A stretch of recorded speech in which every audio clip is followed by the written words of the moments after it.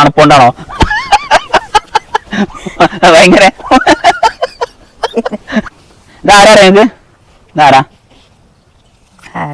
എങ്ങനെയുണ്ട്? വന്നിന് മുതലായോ?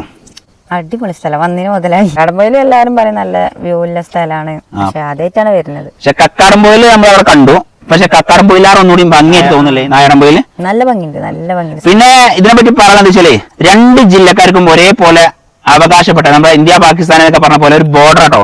കാരണം റോഡിന്റെ അങ്ങേ മാറി മലപ്പുറം ജില്ല, ഇങ്ങേ മാറി കോഴിക്കോട് ജില്ല. എങ്ങനെയുണ്ട് ഇവിടെ? ചൂടാണോ തണുപ്പാണോ? നല്ല തണുപ്പാണ്. അപ്പൊ നിങ്ങളിപ്പോ മൂന്നാർക്ക് പോയിട്ടുണ്ട്, വയനാട് പോയിട്ടുണ്ട്, ഇതൊക്കെ കണ്ട് ആസ്വദിച്ച ഒരാളാണല്ലോ. അപ്പൊ വയനാടുമായിട്ട് താരതമ്യപ്പെടുത്തുമ്പോ അല്ല, മലപ്പുറം ജില്ലേന്റെ തൊട്ടടുത്താണല്ലോ. ഞാൻ കരുതി ഇത് മലപ്പുറം ജില്ല തന്നെ ആയിരിക്കും, അത്രയും അടുത്താണ്. ഒറ്റ വലിയ 150 മീറ്റർ ഉള്ളൂ കോഴിക്കോട് ജില്ലക്ക്. കാരണം നമ്മളിപ്പോ കോഴിക്കോട് ജില്ലയിൽ നിന്ന് സംസാരിക്കുന്നത്, എന്നാൽ നമ്മൾ പോകുന്നത് 99.9% മലപ്പുറം ജില്ലയിൽ കൂടെയാണ്. മനസ്സിലാവുണ്ടോ? അപ്പൊ ഞാൻ ചോദിക്കുന്നതാണ്, നിങ്ങളെ സംബന്ധിച്ചിടത്തോളം അല്ലെങ്കിൽ പിന്നെ ഈ ഒരു സ്ഥലം കണ്ടപ്പോ വയനാടുമായിട്ട് നല്ല അടിപൊളി സ്ഥലം, വയനാട്ടിലേറെ വ്യൂ ഉള്ള സ്ഥലമാണ് എനിക്ക് തോന്നുന്നത്. വയനാട്ടിലേറെ എനിക്ക് അങ്ങനെ തോന്നുന്നുണ്ട്. കാരണം റിസോർട്ടും കാര്യങ്ങളായിട്ട് നല്ല അടിപൊളി സ്ഥലം. എന്തിനാ കൈ ഇങ്ങനെ കെട്ടിയാണ്? ബഹുമാനം കൊണ്ടാണോ? ഭയങ്കര തണുപ്പുകൊണ്ടാണോ?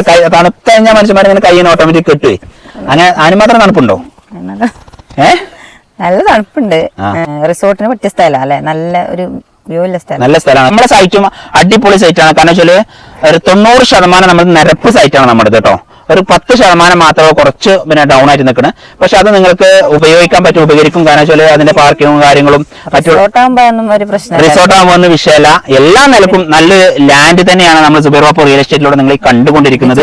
ചെറിയൊരു സ്വിമ്മിംഗ് പൂളൊക്കെ ആയിട്ടില്ല റിസോർട്ട് പണിതാല് നല്ല അടിപൊളിയായിരിക്കും. കാരണം പൈസ ഇവിടെ മുടക്കിയാലുണ്ടല്ലോ അത് നഷ്ടപ്പെടൂല. അതെ, ഇതെന്താ ഈ ഇങ്ങനത്തെ സ്ഥലത്തിന് പിന്നെ നമ്മുടെ നാട്ടുമ്പുറത്തെ ഭൂമിയിലാറെ വില കൂടും. അതിന്റെ മെയിൻ കാരണം എന്താ വെച്ച് കഴിഞ്ഞാല് ഇതൊരു പിന്നെ വരുമാന മാർഗങ്ങളാണ്. ഇപ്പൊ നമ്മളൊരു വീട് കൊമേഴ്ഷ്യൽ പ്ലോട്ടാണ്, നമ്മൾ വീട് വെക്കുകയാണെങ്കിൽ അതിൽ നമുക്ക് വേറെ വരുമാനങ്ങൾ, നമ്മൾ താമസിക്കുക, ജീവിച്ചു പോവുക. ഇവിടെ സംബന്ധിച്ചിടത്തോളം എന്തുകൊണ്ടാണ് ഇതുപോലെ ടൂറിസ്റ്റ് മേഖലകളിൽ ഭൂമിക്ക് ഏത് കുന്നും മലയാണെങ്കിലും സെന്റിന് 4 ലക്ഷമോ 5 ലക്ഷം ഒക്കെ മാർക്കറ്റ് എന്താണെന്ന് ചോദിച്ചു കഴിഞ്ഞാല് ഒരൊറ്റ കാര്യം ഞാൻ പറഞ്ഞുതരാം. ഇവിടെയൊക്കെ ടൂറിസ്റ്റുകൾ വരുന്ന ഏരിയയാണ്. ഒരു ദിവസത്തിന് ഒരു റൂമിന് 2000-3000 ഒക്കെയാണ് റേറ്റ്.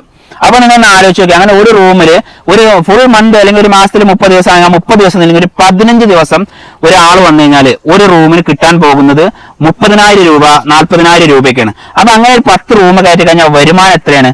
ഈ ഒരു രീതിയിലാണ് ജനങ്ങൾ കണക്കൂടുന്നത്. അതുകൊണ്ടാണ് ഇവിടെ ഭൂമിക്ക് ഇത്ര റേറ്റ്. അത് ഞാൻ ഇതുമല്ല, ഇനിയിപ്പോ വയനാടായാലും മൂന്നാറായാലും ഇനിയിപ്പോ എവിടെയായാലും ഊട്ടിയിലായാലും ഏത് കുന്നും മലക്കും ഭയങ്കര റേറ്റ് ആണ്. പിന്നെ വേറെ ഡോക്യുമെന്റ്സ് പരമായിട്ടും ഒക്കെ ക്ലിയർ ആണ്, 100% നമ്മൾ കോഴിക്കോട് ജില്ലയിലെ കൂടരഞ്ഞി പഞ്ചായത്തില് ഈ ഒരു ലാൻഡ് കക്കാടംപൊയിലാണ് ഇപ്പൊ ജനങ്ങൾക്ക് അറിയപ്പെടാം.